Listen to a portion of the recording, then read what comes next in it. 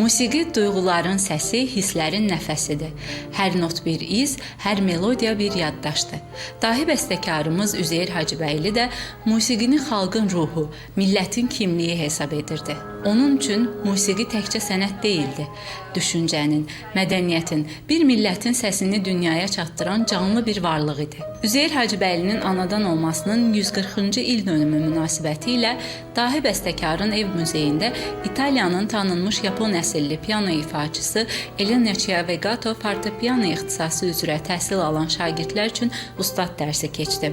İstedadlı piano ifaçısı 10 yaşında Milan konservatoriyasına qəbul olub, 17 yaşında fərqlənmə ilə məzun olub. O, Milan Universitetində musiqi və səhnə sənətləri elmləri üzrə magistr proqramında təhsil alıb, 8 dildə sərbəst danışır və vizual sənətlərə böyük maraq göstərir.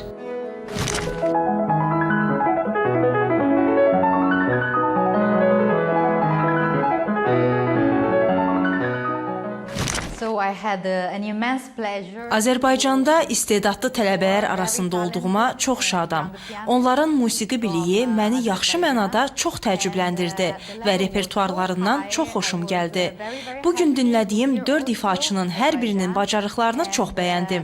Onların ifaları yaşlarına və təcrübələrinə görə çox yüksək idi.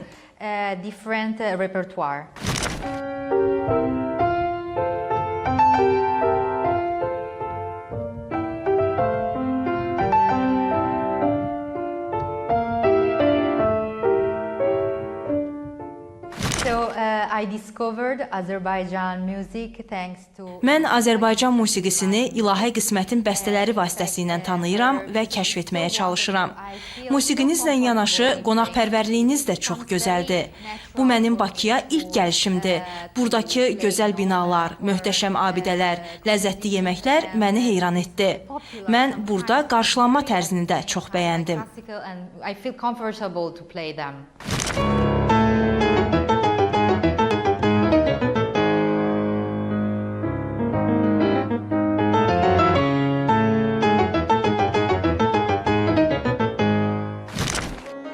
Bu ustad dərsinin əsas məqsədi incəsənət təhsilinin beynəlxalq standartlara uyğunlaşdırılması, müəllim və şagirdlərin peşəkar inkişafını dəstəkləmək, həm nəzəri, həm də praktiki biliklərini zənginləşdirməsi idi.